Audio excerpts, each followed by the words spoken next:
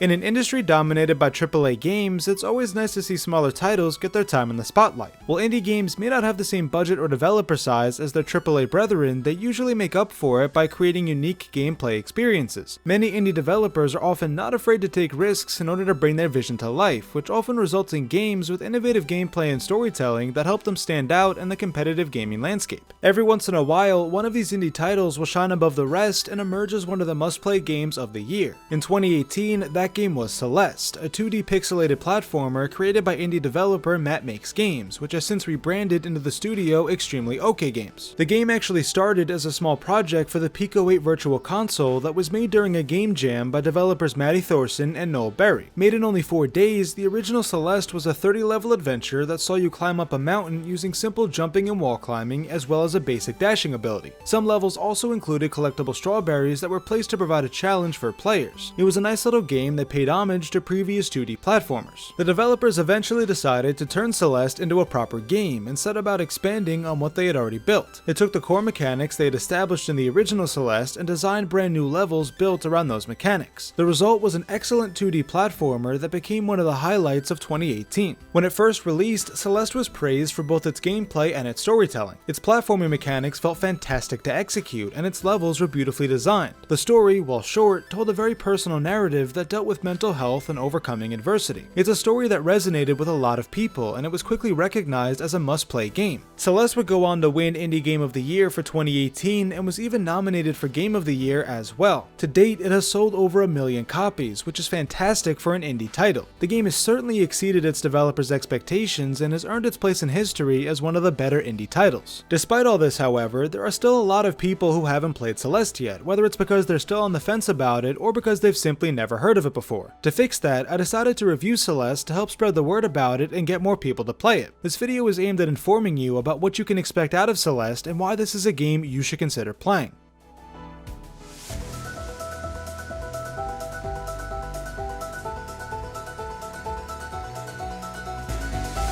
Celeste is one of those games that's easy to learn but difficult to master. Your entire moveset consists of 3 simple actions that are taught to you in the opening minutes of the game: jump, climb, and dash. Every challenge in the game consists of some combination of these abilities. Jumping is pretty self-explanatory, but climbing has a hidden stamina bar you need to be aware of. When you're about to run out of stamina, your character Madeline will begin flashing red. Once you've landed in a safe area, your stamina will reset and you can begin climbing again. One thing you can do while climbing to work around this limitation is jump from wall to wall. This doesn't consume any stamina, so it's a good way to get to high places while preserving your stamina. Wall jumping is also required to beat certain levels, so it is something you'll need to learn to do at some point. As for the dashing ability, you can use it in any cardinal direction as well as diagonally. When you use the move, Madeline's hair turns blue, signifying that you can't use the ability anymore. It only has one charge that resets when you land in a safe area, similar to how your stamina works. The only way around this is to get one of these green diamonds, which resets both your stamina and your dashing ability. Many levels are designed around these diamonds, so you usually need to incorporate them into your strategy for those particular levels. The game does a great job of teaching you all this early on by introducing basic challenges that show you how everything works. By the end of the first chapter, you'll have a pretty good idea about how the game controls, and you'll be well equipped to tackle the rest of the game. Now, while the controls may be simple, the levels are anything but. Celeste consists of hundreds of levels spread out over 7 different chapters. Each chapter is designed around a different theme and consists of its own mechanics and challenges that help make each one feel unique. One chapter has you make your way through an abandoned hotel that's infested with this black and red substance, while another one has you jumping on clouds and fighting through wind. The gimmicks will be different in each one, but they all center on the 3 basic moves I described earlier. Celeste does a great job of giving each chapter its own identity, which keeps the levels from growing stale. Everything also gets progressively harder, which means you'll constantly be challenged and kept engaged. In fact, Celeste is a pretty difficult game overall. Every level is filled with a variety of hazards you'll need to avoid. These can range from spikes, to crystals, to simply falling to your death. There are many different ways to die, and you will die a lot. But rather than have death be a negative thing, Celeste manages to make death a good learning experience. When you die in a level, you're immediately brought back to the start of that particular level. No long loading screens, no long animations. You simply explode into several circles, then respawn at the point you first entered the level. This allows you to get right back into the gameplay while your actions are still fresh in your mind. Many of the challenges in this game involve proper timing and execution of your abilities, and sometimes it takes several tries for you to get a feel for what it is you need to do. By quickly getting you back into the action, Celeste helps you practice and experiment with basically no penalties. The game actually has a death counter for every level to help help you kind of measure your progress. Every time you exit a chapter, your deaths and collectibles are tallied and recorded. Once you've beaten a chapter, you can go back and replay it to try and do it faster and with fewer deaths. There's a record book that keeps track of your fastest times and fewest deaths, which basically serves to show you how much you've improved. It gives you a reason to go back and play through levels again, in addition to the collectibles I'll discuss later. It's extremely satisfying completing a level that's been giving you a tough time. Oftentimes you'll know what you need to do, but you'll have trouble executing it. I regularly had sweaty palms trying to get through particularly tough sections, and it's exhilarating when you finally manage to succeed. While Celeste may be difficult at times, it's the good kind of difficulty, the kind that makes you want to keep going at it until you get it. In many games, the difficulty can be so punishing, it's just not fun to play. Celeste manages to create challenging experiences that can be frustrating at times, but they're fun challenges to throw yourself at. These 7 chapters are accompanied by a short story that deals with mental health and overcoming your own demons. The main character's name is Madeline, and she's trying to climb the famed Celeste mountain. She's been going through a rough patch in her life and just wanted to get away from everything for a little bit. She thought the accomplishment of climbing the mountain would help get her out of her rut and back on track. As she quickly discovers, this is no ordinary mountain. There are some supernatural things that take place, and Madeline will need to confront a part of herself that may be holding her back. This part of her becomes symbolic of the anxiety and self-doubt that a lot of people deal with on a regular basis. Madeline is a very relatable character that many people have resonated with, and her story makes you want to help her reach the summit and achieve her goal. She also meets a couple other people that aid her on her quest. These are very likable characters that add their own personalities to the story and make the trip up the mountain a little less lonely. While Celeste is mainly focused on the gameplay, the story should definitely not be underestimated. Once you've completed the story, there's still a lot more to do. In fact, I would argue that those 7 chapters only represent about half the game. Each level is also filled with 3 different collectibles, 2 of which unlock additional content for you to complete. The main collectible in the game comes in the form of strawberries. Like the original Celeste, there are strawberries scattered throughout the different levels that serve as an additional challenge for players. These are either hidden from view or in hard to reach places, and they encourage you to test your platforming skills as well as your perception skills. There are hidden areas in every chapter that contain strawberries for you to find and collect. These don't unlock anything extra, which is interesting considering they function as the main collectible. The other 2 collectibles are mixtapes and crystal hearts, and these 2 unlock additional content. Every chapter has a hidden area that contains a mixtape. You'll know there's a mixtape in the area because the music will change and there will be these blue and pink blocks that alternate between being solid and being transparent. Once you successfully obtain the mixtape, you'll unlock the B-side for that chapter. B-sides are additional levels for you to complete. They contain the same obstacles, mechanics, and themes of the chapter they're based on, but they're significantly harder. These are a real challenge to complete as they basically test you to see if you've mastered the mechanics of the game and of each chapter. Sweaty palms were pretty much a constant for me while I completed these, and I died quite a few times. However, as with the regular chapters, it was exhilarating when I finally completed a level I was having trouble with. It's pretty amazing how many levels you can design around the same mechanic and how far you can push 3 simple moves. These B-sides were worthy challenges that really test your mastery of Celeste. Once you've completed all the B-sides in the game, you'll unlock the C-sides. These, if you can believe it, are even harder than the B-sides, though they are much shorter. Like always, your timing and execution needs to be perfect, and you'll spend a lot of time trying to beat these. However, they are still fun challenges that you'll want to throw yourself at. The other collectible that unlocks more content is something called a crystal heart. Like the mixtapes, these can be found in hidden areas throughout each chapter. Unlike the mixtapes, however, these are mainly puzzle-based rather than platforming-based. As someone who enjoys puzzle solving in video games, I found these to be a nice change of pace. Some of them may actually take you some time to figure out, which is what you want out of a puzzle. The developers honestly did a great job with designing these. These crystal hearts unlock additional levels by serving as a barrier to entry for what's known as Chapter 8. Once you beat all 7 chapters, this new set of levels will become available. When you enter the level, you'll come across this blue barrier that requires 4 crystal hearts to get past. Once you have the necessary number, the barrier will move and you can proceed into a pretty difficult series of levels. The last bit of content available to you comes in the form of a series of DLC levels that were added to the game in September of 2019. Called the Farewell DLC, it added over 100 levels to the game that were meant to serve as a conclusion to the game's story. I found these levels to be very enjoyable and very challenging. It comes with its own theme like all the other chapters, and it makes use of mechanics from several different chapters. These levels really test your mastery of Celeste platforming mechanics, and they serve as a great way to end an exceptional game. The last thing I'll mention is the soundtrack, which is absolutely incredible. Each chapter has a distinctive soundtrack that really fits that chapter's theme. Each B-side also has a remix of each chapter's music, and some of the best music in the game can be found in them. I picked some of my favorite tracks as background music for this video, but there are plenty of great tracks to listen to while you climb the mountain.